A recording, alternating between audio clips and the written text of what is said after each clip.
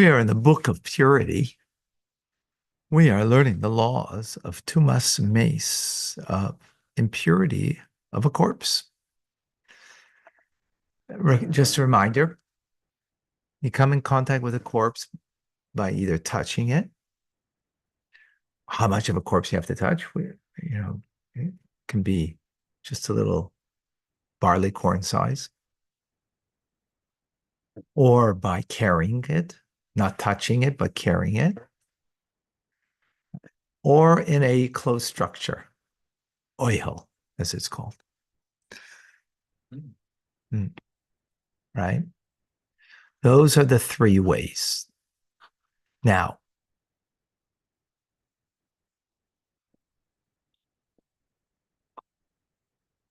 so now we're going to learn. Well, let's go into chapter 12, halacha number 1. A covering that is a square of a handbreadth. A handbreadth, this is a handbreadth, right? Handbreadth by handbreadth. Right? By handbreadth. High. Brings ritual impurity and intervenes between the ritual impurity according to scriptural law.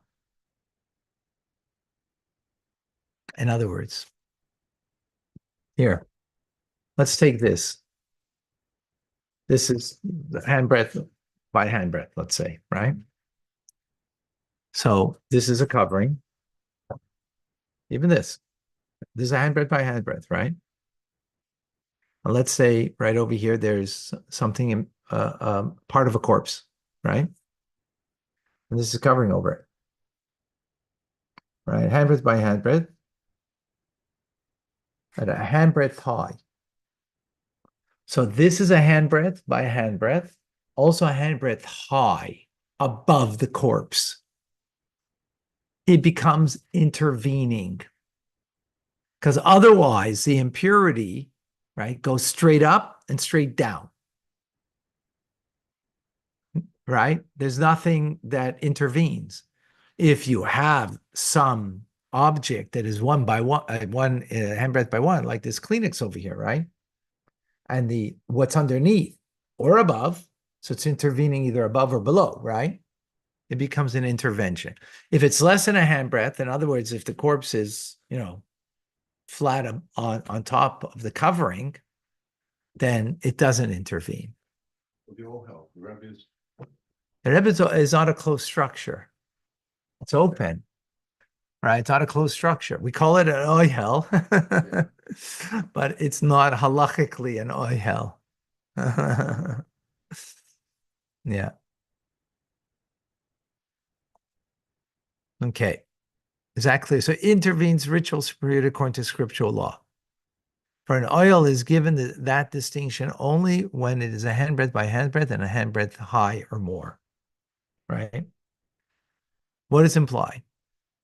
So I kind of said this, and there's an olive-sized portion of a corpse lying with open space above it, and implements, kalim, needles, and spits were at its side without touching it. So it's an open field now, right? Is it impure? No, because it's by its side. The impurity goes up and down, but not to the sides. Okay? If one covered the portion of the corpse and the implements with an oil that was a handbreadth by a handbreadth, was more than a handbreadth above the ground, the covering conveys impurity to the implements and renders them impure. So he's actually giving a different explanation. Right? It's about intervening. Intervening works both ways, right? In other words, if it was like here,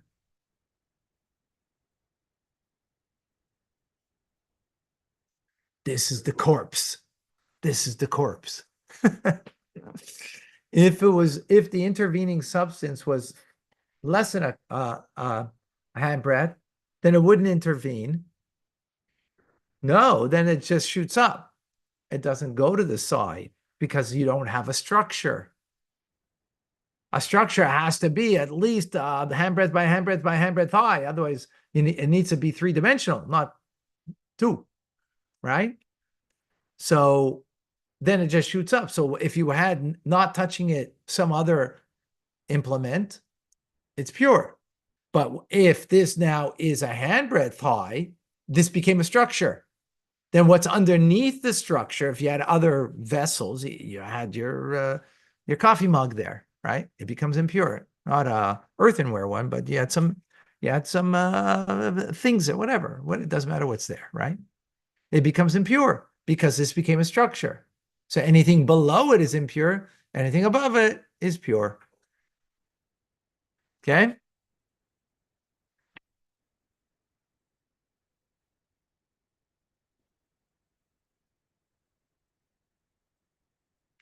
If there are other implements on top of the oil, as just said, right? That was a handbreadth by handbreadth. They are pure because the oil intervenes between them and the impurity.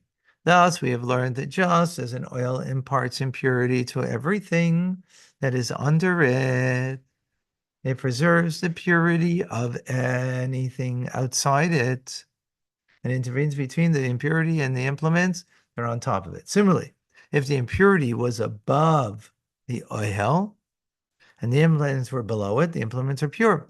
So now let's do it the opposite way, right? Here is the oil, the structure, and the impurities on top of it, right? The implements are below it. And this was a tefach higher, right? If it was flat, then it goes straight down, straight up. Then if there's something right below it, right?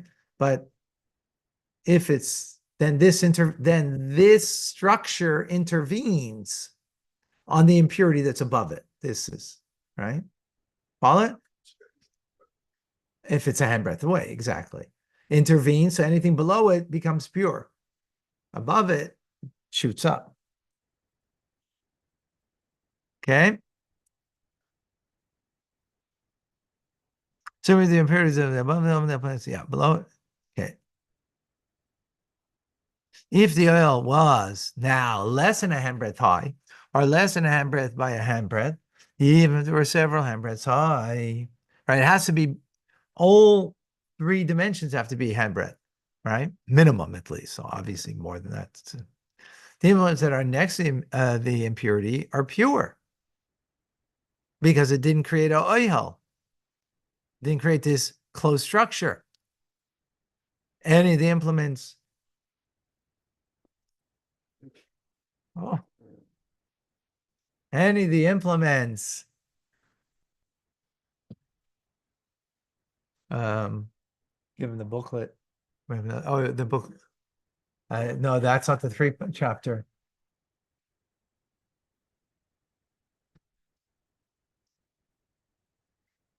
So if the oil was less than 100, then the implements the next are pure. Any of the implements that are above the oil are directly above the impurity are impure, right? Because it shoots up. The rationale is that they are positioned over the impurity, and there was no oil intervening in the face of the impurity, right?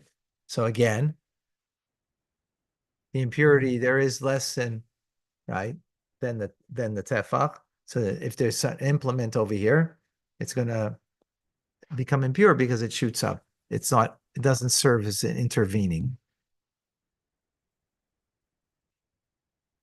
Right. So the rationale is the position to over the impurity, and there is no oil intervening in the face of the impurity. Similarly, if there was impurity above the oil and the implements beneath it, and the implements are directly beneath the impurity are impure because again, there's nothing intervening. For the impurity was hanging over them, and there's no oil intervening in the face of impurity. The rationale is that whenever there is less than a handbreadth of open space, it is considered as touching the impurity under and considered as flush, as we've explained. When does the above apply? When the oil was not a person or an implement.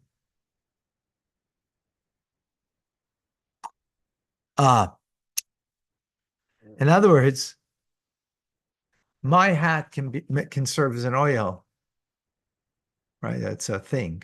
Or I could serve as an oil. I can bend over and right. If our person or an implement serves as an oil over the impurity, whether they were covering itself or this support for the covering, even if the implements were such that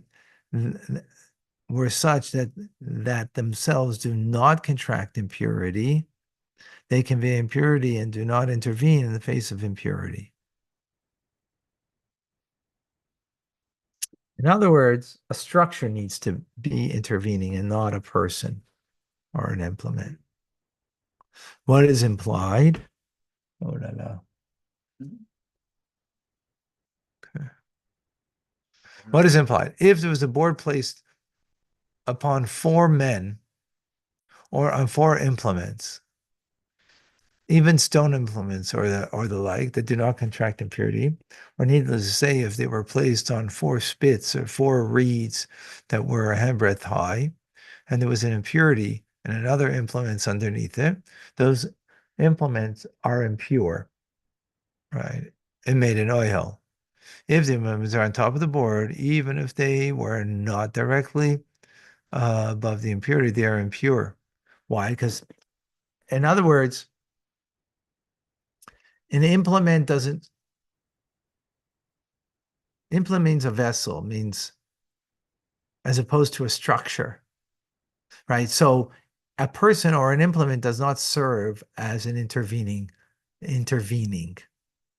because, right, only a structure does, like something built. Yeah, so that's an implement, and it would not be intervening, right? Because it's not a permanent thing. A structure is got a permanence, so therefore it can be intervening, right? If the implements are on top of the board, even if they were not directly impure, are impure. If there was impurity above the board and implements below it, all the implements below the board are impure. If, however, the board was placed on 4 stones or on an animal or a beast, and there were impurity underneath it, the implements on top of it are pure. Not certain of that. Okay. Fortunately, I have to stop over here. All right. Thank you. Bye.